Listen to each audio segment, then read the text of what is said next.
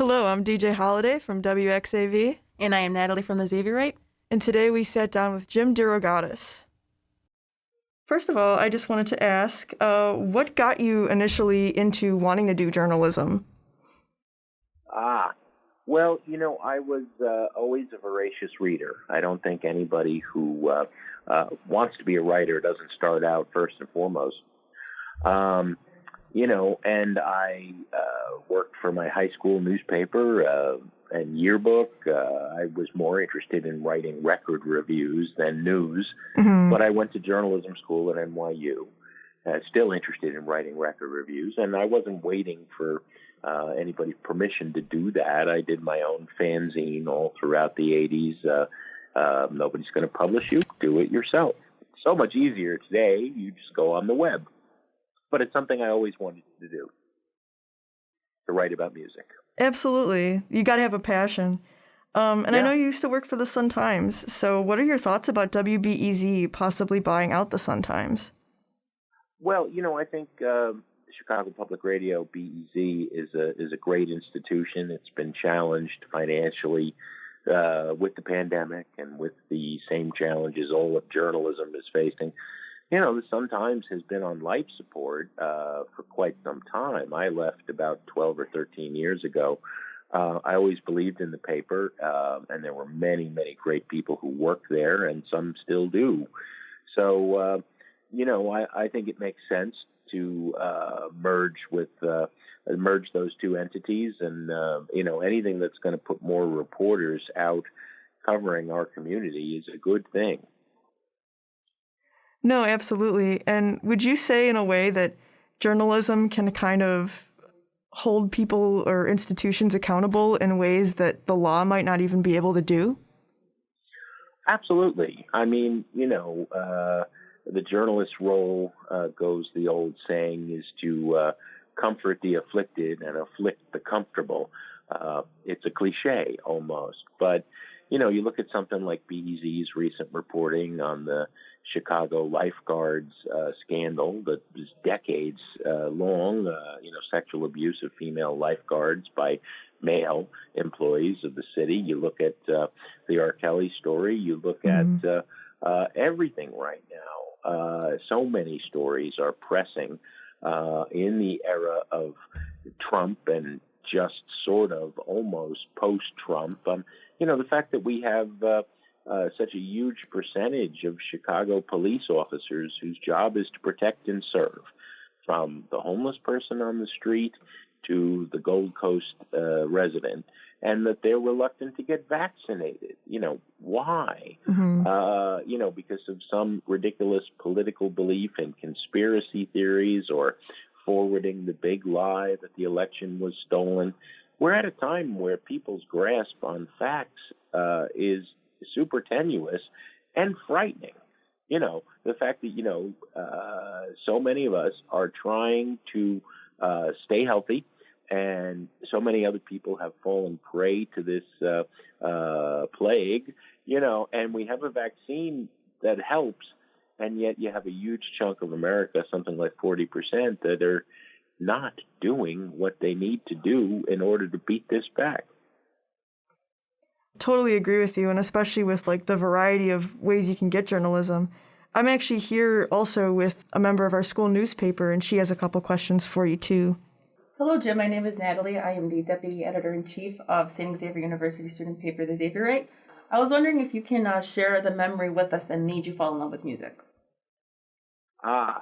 Well, I remember discovering a stack of records that my dad had left behind. He died when I was 5 years old. We had this ancient old, it was more of a piece of furniture than it was a record player. And I remember playing those records. I didn't much care for the Broadway cast recordings of Oliver or Auntie Mame. But I remember falling in love with Frankie Lane, a very cheesy country and western singer, and orchestrated country and western music, Rawhide and Gunfight at OK Corral. And I was just fascinated. And, as I read later, it was this Italian guy from Little Italy in Chicago, Frankie Del Vecchio reinvents himself as a operatic crooning cowboy. I mean, to me, that's the story of pop music.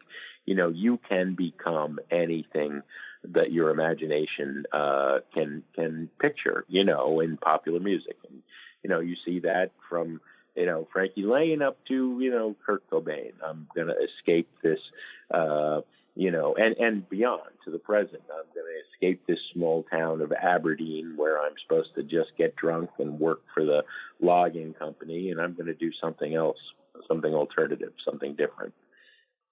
So what do you think about our current music scene? Well, there is great music made today.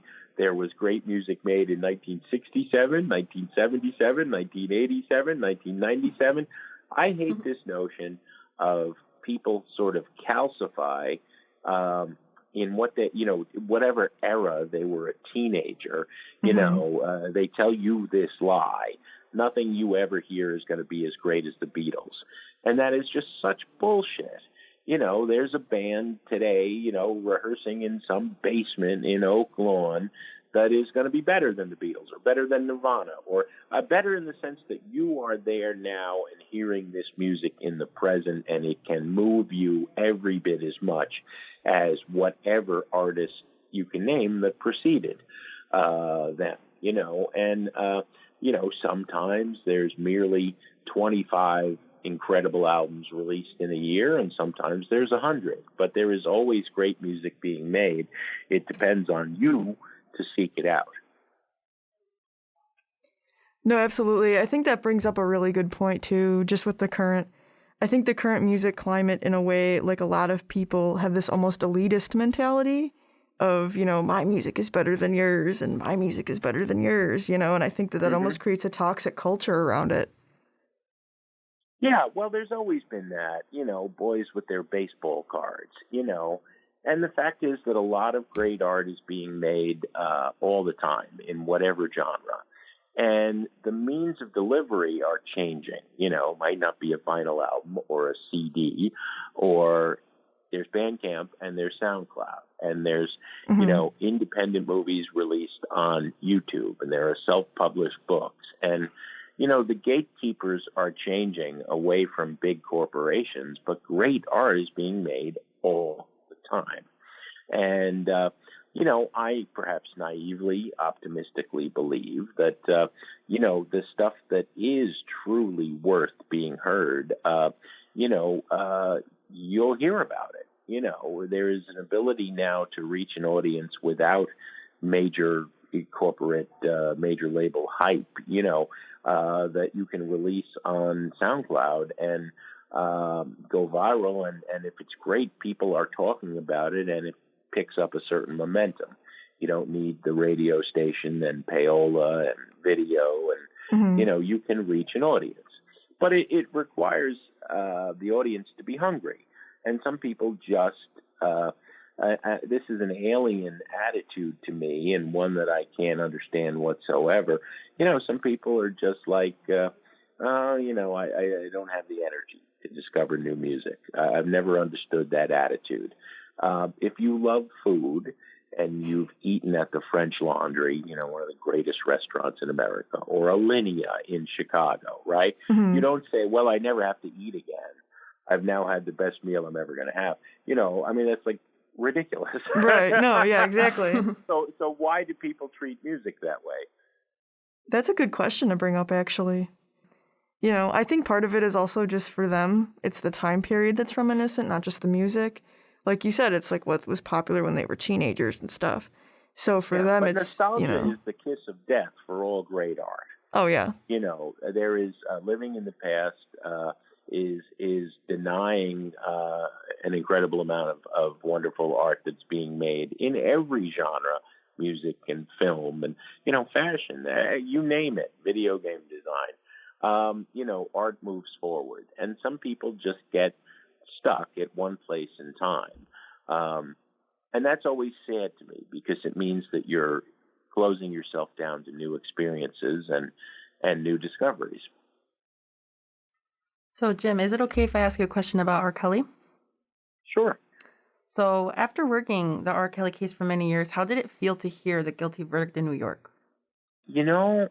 Every journalist, my friend, always wants to know how I felt or how, was it hard to keep telling this story for 21 years or how did you feel when he's finally convicted?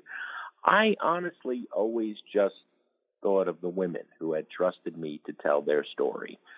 And I had been speaking to several of them throughout the trial, and I know how they felt. They were glad that he was finally being held accountable for his actions, and they also felt a sense of sadness that this was too little, too late. Why did it take 30 years from victim number one in 1991? It was never about me. I was telling the story of women who trusted me and said, no one is listening to us. We've been hurt. Can we talk to you? And I don't know why more journalists weren't talking to those people. How long did it take to really gain their trust? Because I'm pretty sure that was a terrible thing, for them to endure. Like, how did they begin to really trust you with this information? There were some cases of me spending 9 months, or it took 9 months for Dominique Gardner to decide she wanted to talk to me. It took 3 or 4 years for Geronda Pace to decide she wanted to talk to me. But honest to God, the vast majority of the people, many of whom we did not name, who we granted anonymity for the very best journalistic reasons, was, that they were going to get hurt if they were on the record with their name attached to the information they were telling us. But if I go back to November 2000, when Abdon Palish and I at the Sun-Times spent six weeks on that first story, we were never, people were never saying, I have nothing to say to you, and slamming the door. We had many people in the African-American community saying, thank you for ringing my bell. Come in, sit down. No one has believed the story we're telling. Thank you for listening. And that those experiences far outnumbered. I never twisted anybody's arm. I would just say, we hear you have a story to tell, that you've been hurt, and we're willing to listen. And, after a certain amount of time, really after that first story in December 2000, we had proven that we were serious and that we were getting this right. If I can, the one thing I'll share as a journalist, a point of geeky pride, is that in 21 years of reporting on Kelly, there was never a single lawsuit, correction, clarification, or retraction. Everything I've printed in 21 years, we had right. And to see, the one point of pride I will take, how did you feel when the conviction came down? It was more like how I felt every day covering the trial, to hear things presented in a court of law as fact, backed up with hundreds of pieces of evidence that the government entered in that case. These things that I had reported, seeing them now laid out in a court of law. And I think that the biggest, the best feeling from the verdict was finally these victims have been believed. They've been heard and they've been believed. And, but that's, that bumps up against, why didn't this happen, 30 years ago? Why didn't this happen with the first story in 2000? Why didn't this happen when he was tried in 2008? Why didn't this happen when in 2013 he's being booked to headline Coachella, Bonnaroo, and Pitchfork? Mm-hmm. Were you unaware? These gatekeepers of music press and music hipness, they were not unaware. They just didn't care about the many people that this man had already destroyed their lives, many women. Why do you think they didn't care? Why do you think that this was ignored and kind of brushed under the rug? I think there's a couple of answers. I mean, number one, you're a young woman. You're familiar with rape culture. Mm-hmm. Women in general are not believed. We know that only 1 in 4 sexual assaults is ever reported to authorities, and only 1 in 5 or 1 in 4 are the ones that are reported ever result in justice. Women are not believed. Number two, there's an undeniable element of race here. Women in general are not believed, but black women are especially not believed. And as a fat white rock critic, why did people trust me? I was willing to listen. I'm not of the community. I'm not a woman. I'm not a black. But I was willing to listen and to verify and report. And I'm only ever amplifying the voices of dozens of young women who've told me since the start of this career. I was a young black girl. Nobody wanted to listen. Nobody believed me. I'm assuming you've endured a lot of negative experiences while covering this case. Can you please tell us how they affected you, but not only you, but your family? Well, that's another one of those questions where, sleepless nights for me, and the fact that I didn't start smoking until this damn story, that is nothing compared to the courage of the women who spoke out, what they endured from their families, from their churches, being vilified on social media. I'm a thick-headed guy originally from Jersey, been in Chicago a long time. I got a thick skin. It's anything that I've ever endured. Nothing compares to the bravery of those women. And to see them vilified, right now, Kelly's physical product sales have increased by more than 500%, and his streaming has gone up 25%. More people are listening to Kelly now than they were at any point in the last 10 years. And more people are saying that those women were liars, opportunists, media hungry, greedy. These are sexual assault victims. These are rape victims. I mean, it's statutory rape. A 15-year-old cannot consent to sexual relations with a 27, 37, 47-year-old man. These are rape victims, and they are still not believed. So that just makes me sick to my stomach. So why do you think people support him as much as they do? Well, that's a complicated answer, too, just like, rape culture and racism. I mean, music is the most intensely personal art form. If I Believe I Can Fly was your kid's kindergarten graduation theme, and Step in the Name of Love was your wedding song, and Ignition Remix powered every backyard barbecue you ever went to with friends and family, that music is yours now as much as it is his. It is part of your life and your emotional memories, and so it's very hard to turn on that, and turn it off and stop that and to mute R. Kelly. On the other hand, your support of this artist enabled him to be a sexual predator, destroying the lives of vulnerable young victims for 30 years. So this is what we're going to talk about. I mean, separating the art and the artist is a noble idea, perhaps, because a lot of horrible people make great art, but there are degrees of horrible. R. Kelly is now officially the biggest predator in the history of popular music, where men have been treating women badly since the Bobby Soxers of the 40s to last week. That's saying something. And it also is saying something that for the first time, women of color were believed. And this is the first significant verdict in the Me Too era where the victims have all primarily been black women. No, absolutely. I think all the points you just made there were pretty true. And there was something that you had brought up earlier that you had also brought up in a couple interviews, which is that you said the system has failed young women of color, which I also agree with. But how do you propose, what are things that we can all do, not just things that the government can do or that the justice system can do, but what are things that we as a community can do to improve this?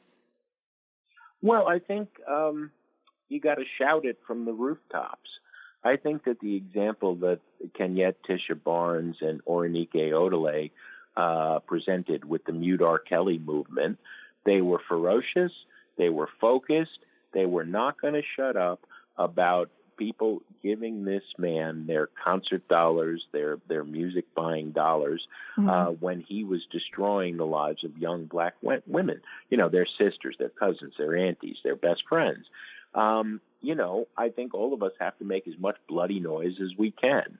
And it's like, okay, Jim DeRogatis, it's easy for you. You're on the radio. You're a journalist.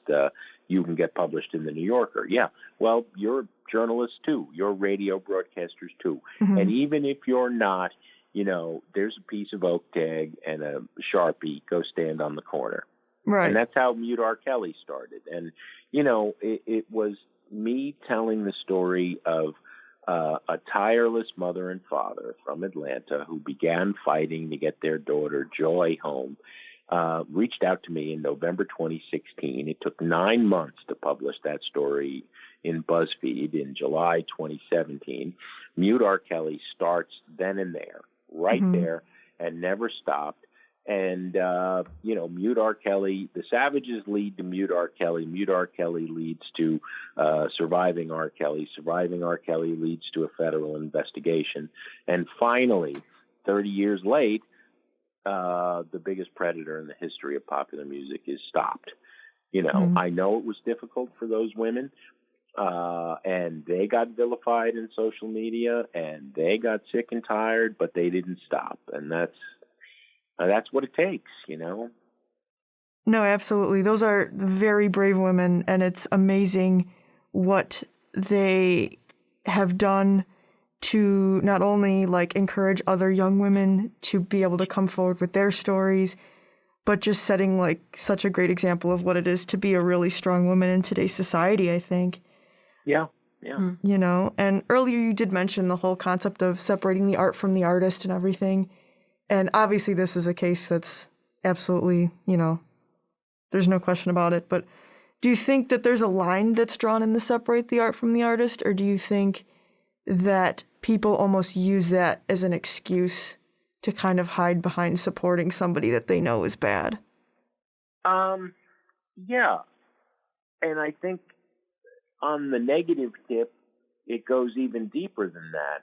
The music of Charles Manson is still streaming on Spotify, available for sale on Apple and Amazon. It is truly shitty psychedelic folk music, right? And I like psychedelic folk music.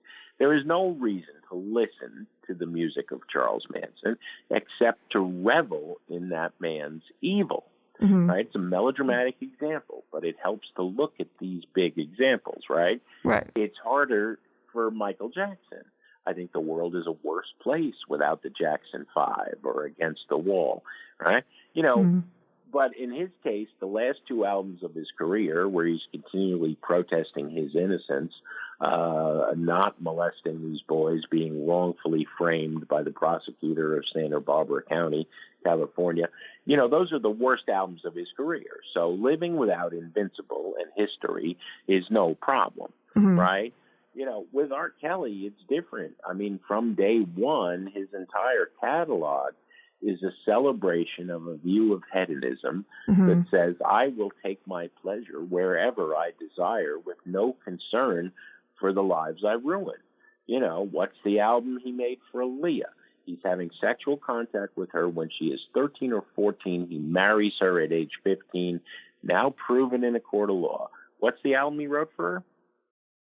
Age ain't nothing but a number. No. He never hid this behavior. And so it's a really difficult example when you put it up against the fact that many people grew up with and love this music. What do they do with it now? But I don't think there's a wrong or a right. If you say, I condemn the harm this man did, but I can still enjoy the music, okay, good for you. If you say it makes me sick to my stomach to listen to his music, okay, you're not wrong either. This is a problem. We want to be told what to think, often when complicated questions arise. Right. And instead, it's up to every individual to decide for herself this very complicated and thorny question. No, absolutely, I agree. I wanted to get your perspective on it, not only from somebody who has studied this case and been involved in this case for so long, but as also just a big music listener and someone who has quite a bit of history just being involved in the industry overall. So I really wanted to get your perspective on that. And I do agree. I think it's good to have a balance of knowing like your own personal boundaries, if you want to call it that. Yeah. I mean, right. It's up to every single individual. If we take art seriously, and certainly I've devoted my life to music, I can't think of anything to take more seriously. Right.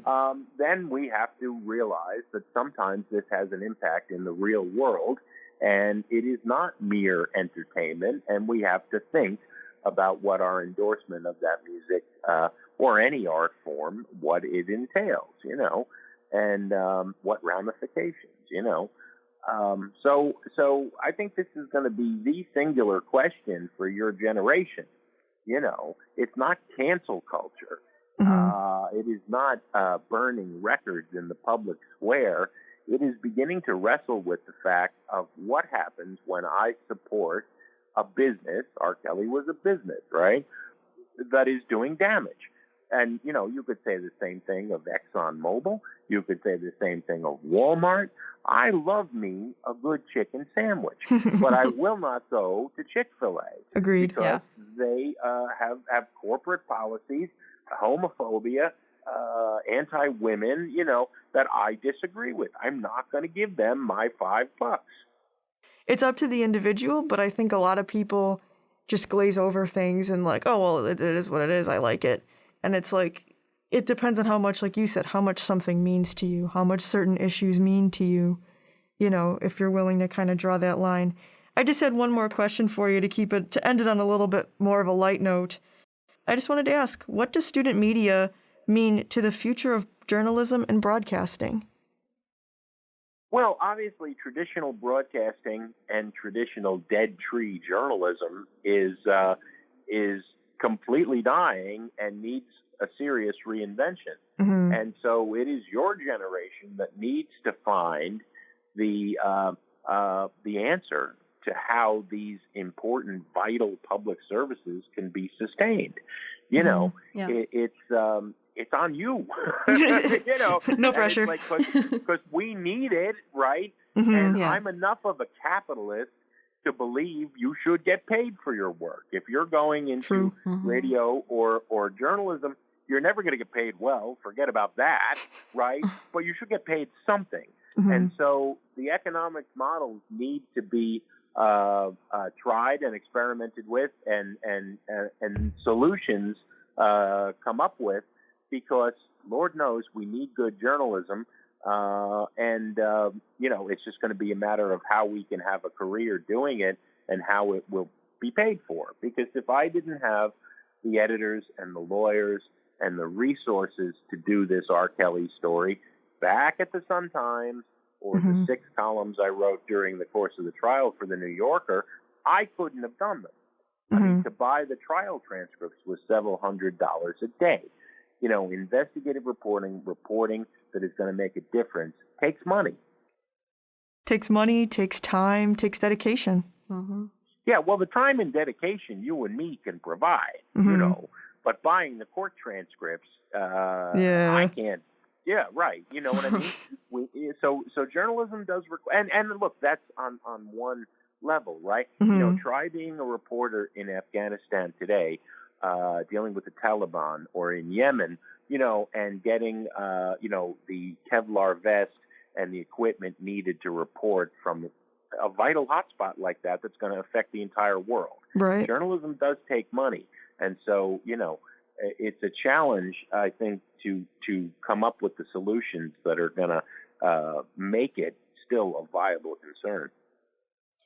No, absolutely. I think like anything, it just has to evolve. It has to grow. It has to, Yeah, but it's lagging behind the need for it right now. I mean, there was never a need for better journalism than with the Trump era, the assault on democracy, or, the vaccine. I mean, how is it that 40% of America doesn't believe this vaccine works? Right. Yeah. That they will not get it. I mean, that's just insane. Everybody in America today had to get measles, mumps, rubella shots to go to grade school. Right. Right? It's like, I don't want to catch this. I don't want to die because you think Bill Gates is going to implant a microchip in your head by you getting a vaccine. I don't know. I think if anything, it's not so. It has to evolve in a way that is more accessible for people. Yeah. I think we're heading in a podcasting. People need to change their mindset.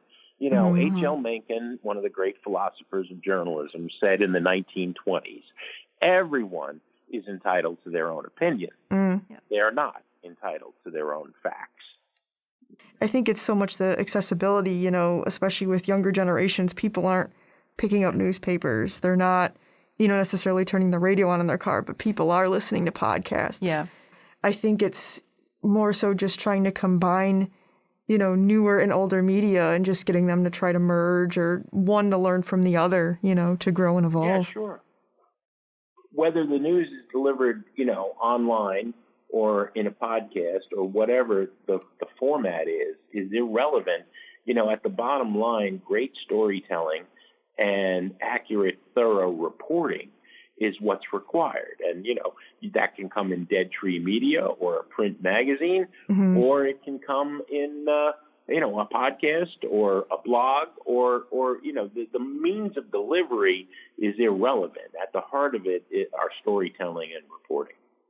That's true. The content is what really matters, and that's what gets people to click or to listen or to tune in or however you want to put it.